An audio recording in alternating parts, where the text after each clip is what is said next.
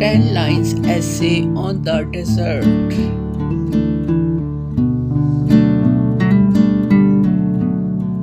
Desert is a dry, sandy and very hot area. The Sahara and the Arabian Desert are famous deserts of the world.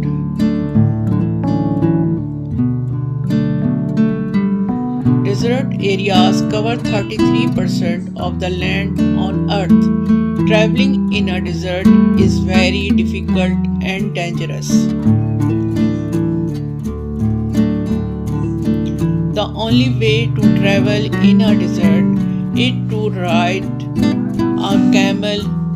It is flat feet, do not get sunk and it can travel for days with no water.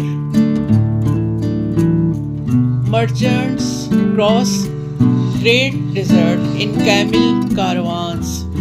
There are springs of water in few places in a desert. People inhabit then grow date palms, fruit and vegetables there. Desert have a wide variety of animals and plants.